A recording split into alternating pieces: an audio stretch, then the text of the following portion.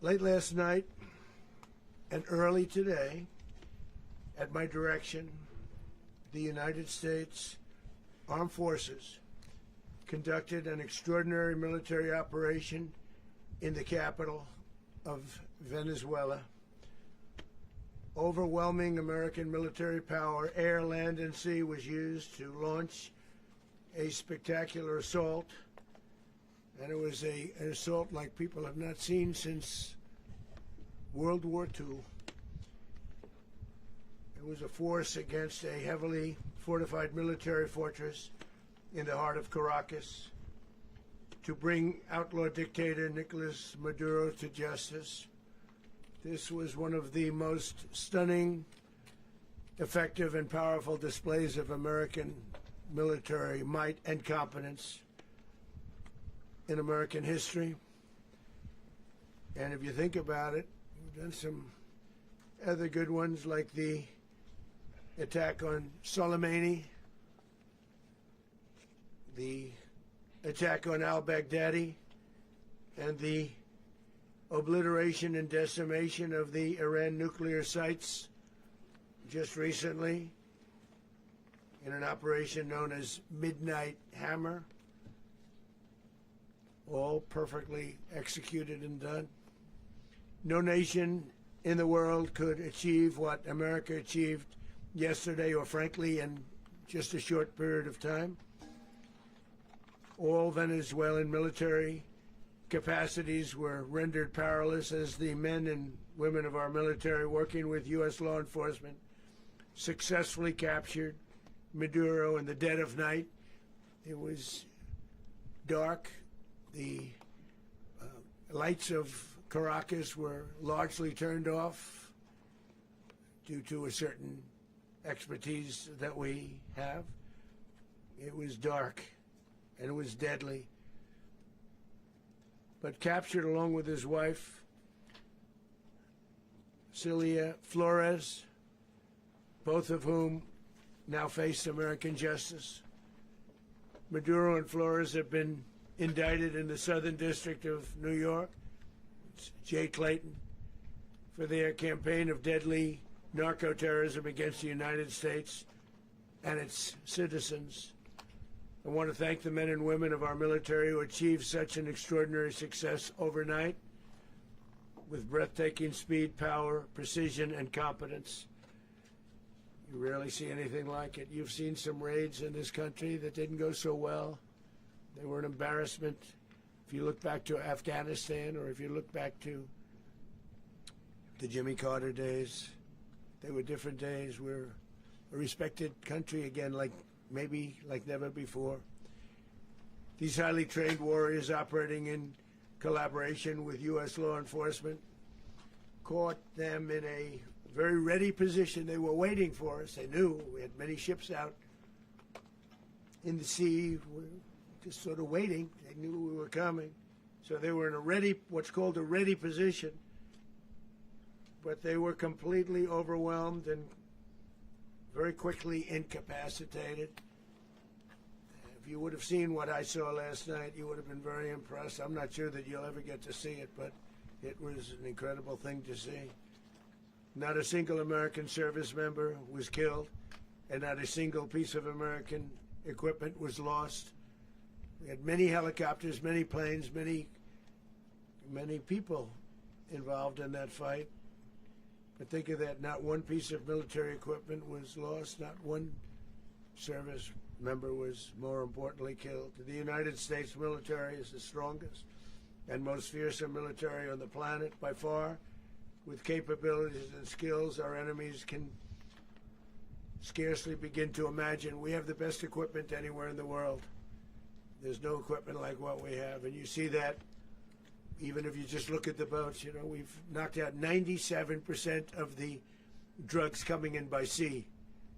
90%. Each boat kills on average 25,000 people.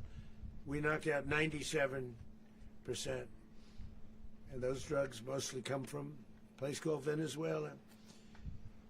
We're going to run the country until such time as we can do a safe, proper, and judicious transition. So We don't want to be involved with having somebody else get in, and we have the same situation that we had for the last long period of years.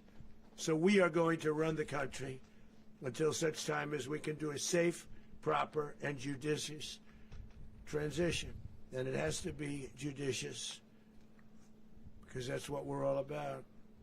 We want peace, liberty, and justice for the great people of Venezuela, and that includes many from Venezuela that are now living in the United States and want to go back to their country. It's their homeland. We can't take a chance that somebody else takes over Venezuela that doesn't have the good of the Venezuelan people in mind. We've had decades of that. We're not going to let that happen. We're there now, and what people don't understand, but they understand as I say this, we're there now, but we're going to stay until such time as the proper transition can take place. So we're going to stay until such time as, we're going to run it essentially until such time as a proper transition can take place. As everyone knows, the oil business in Venezuela has been a bust, a total bust, for a long period of time. They were pumping almost nothing by comparison to what they could have been pumping and what could have taken place. We're going to have our very large United States oil companies, the biggest anywhere in the world, go in, spend billions of dollars, fix the badly broken infrastructure, the oil infrastructure, and start making money for the country. And we are ready to stage a second and much larger attack if we need to do so. So we were prepared to do a second wave if we needed to do so. We actually assumed that a second wave would be necessary, but now it's probably not. The first wave, if you'd like to call it that, the first attack was so successful, we probably don't have to do a second, but we're prepared to do a second wave, a much bigger wave, actually. This was pinpoint, but we have a much bigger wave that probably won't have to do. This partnership of Venezuela with the United States of America, a country that everybody wants to be involved with because of what we were able to do and accomplish, will make the people of Venezuela rich, independent, and safe. And it will also make the many, many people from Venezuela that are living in the United States extremely happy. They suffered. They suffered. So much was taken from them. They're not going to suffer anymore. The illegitimate dictator Maduro was the kingpin of a vast criminal network responsible for trafficking colossal amounts of deadly and illicit drugs into the United States. As alleged in the indictment, he personally oversaw the vicious cartel known as Cartel de las Solas, which flooded our nation with lethal poison responsible for the deaths of countless Americans, many, many Americans. Hundreds of thousands over the years of Americans died because of him. Maduro and his wife will soon face the full might of American justice and stand trial on American soil. Right now they're on a ship. They'll be heading to, ultimately, New York, and then a decision will be made, I assume, between New York and Miami or Florida. But we have people where the overwhelming evidence of their crimes will be presented in a court of law. And I've seen it. I've seen what we have. It's both horrible and breathtaking that something like this could have been allowed to take place. For many years after his term as president of Venezuela expired, Maduro remained in power and waged a ceaseless campaign of violence, terror, and subversion against the United States of America, threatening not only our people, but the stability of the entire region. And you all saw it. In addition to trafficking gigantic amounts of illegal drugs that inflicted untold suffering and human destruction all over the country, all over in particular the United States, Maduro sent savage and murderous gangs, including the bloodthirsty prison gang Tren de Aragua, to terrorize American communities nationwide, and he did indeed. They were in Colorado. They took over apartment complexes. They cut the fingers off people if they called police.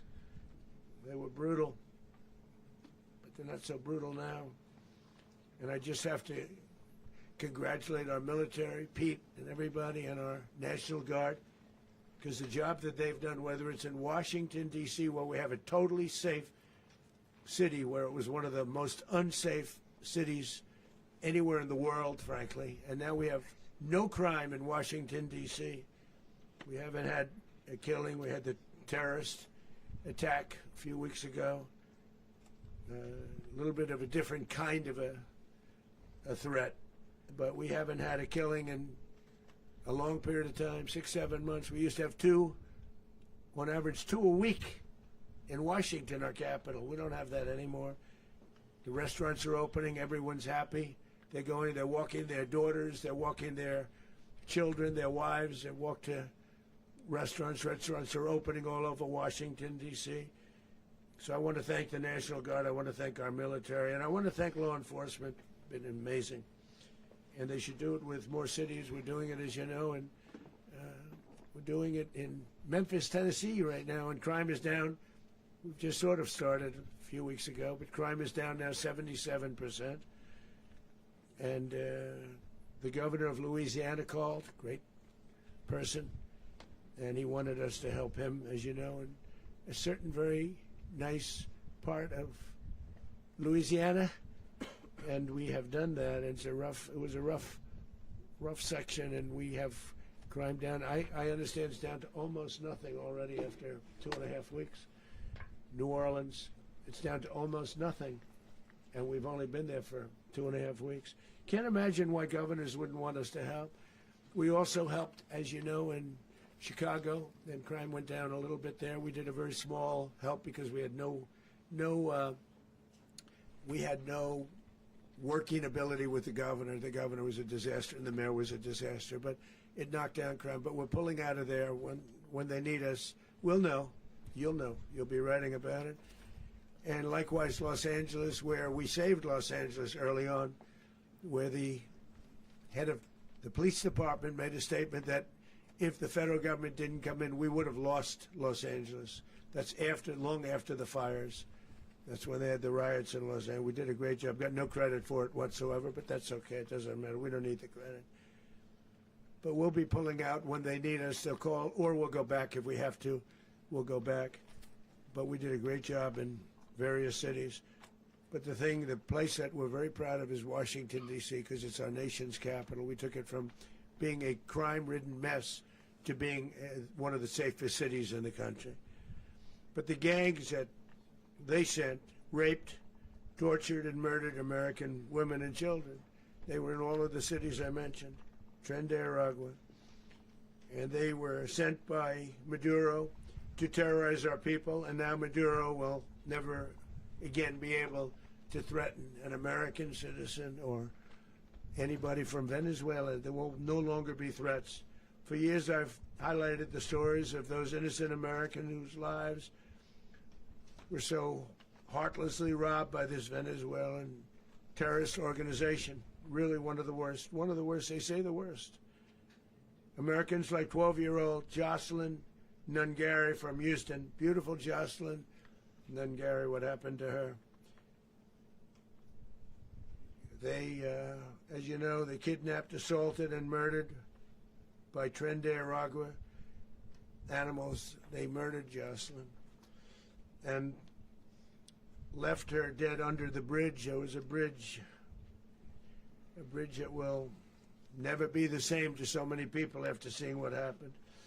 As I've said many times, the Maduro regime emptied out their prisons, sent their worst and most violent monsters into the United States to steal American lives.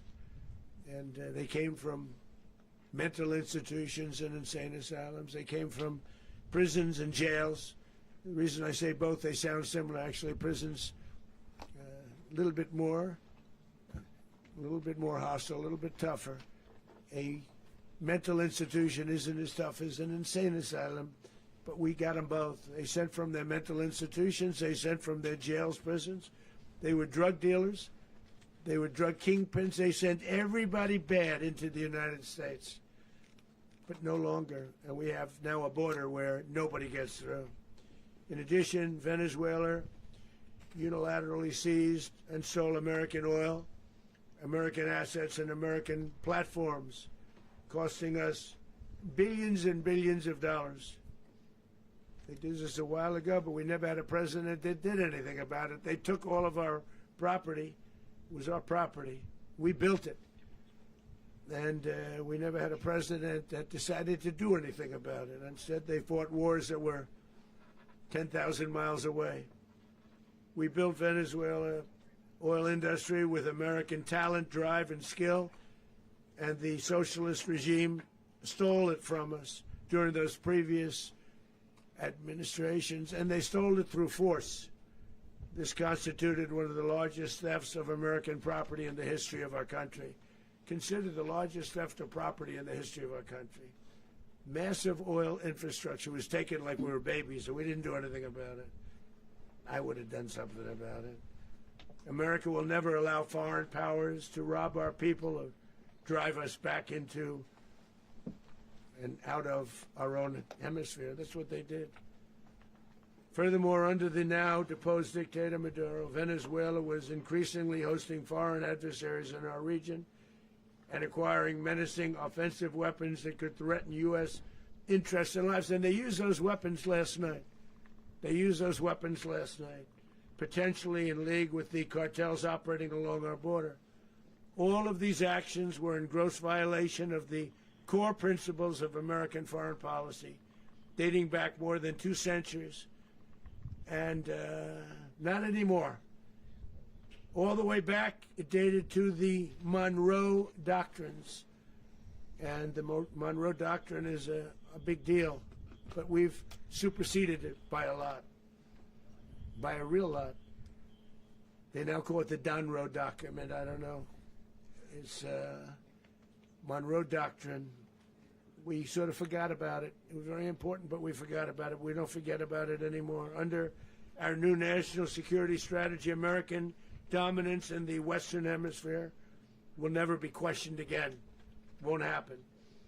So just in concluding, for decades, other administrations have neglected or even contributed to these growing security threats in the Western Hemisphere.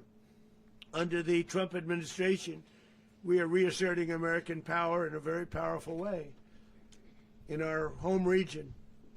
And our home region is very different than it was just a short while ago. The future will be, and we did this in my first term. We had great dominance in my first term, and we have far greater dominance right now. Everyone's coming back to us. The future will be determined by the ability to protect commerce and territory and resources that are core to national security. These are core to our national security. Just like tariffs are, they've made our country rich, and they've made our national security strong, stronger than ever before. But these are the iron laws that have always determined global power. And we're going to keep it that way. We will secure our borders. We will stop the terrorists. We will crash the cartels, and we will defend our citizens against all threats, foreign and domestic. Other presidents may have lacked the courage or whatever to defend America, but I will never allow terrorists and criminals to operate with impunity against the United States. This extremely successful operation should serve as warning to anyone who would threaten American sovereignty or endanger American lives. Very importantly, the embargo on all Venezuelan oil remains in full effect. The American Armada remains poised in position, and the United States retains all military options until United States demands have been fully met and fully satisfied. All political and military figures in Venezuela should understand what happened to Maduro can happen to them, and it will happen to them if they aren't just fair, even to their people. The dictator and terrorist, Maduro, is finally gone in Venezuela. People are free. They're free again. It's been a long time for them, but they're free. America is a safer nation this morning. It's a prouder nation this morning because it didn't allow this horrible person and this country that was doing very bad things to us. It didn't allow it to happen. And the Western Hemisphere is right now a much safer place to be. So I want to thank everybody for being here. I want to thank General Raisin Kane. He's a fantastic man. I've worked with a lot of generals. I worked with some I didn't like. I worked with some I didn't respect. I worked with some that just weren't good. But this guy is fantastic. I watched last night one of the most precise attacks on sovereignty. I mean, it was an attack for justice. And I'm very proud of him, and I'm very proud of our Secretary of War, Pete Hegseth, who I'm going to ask to say a few words. Thank you very much.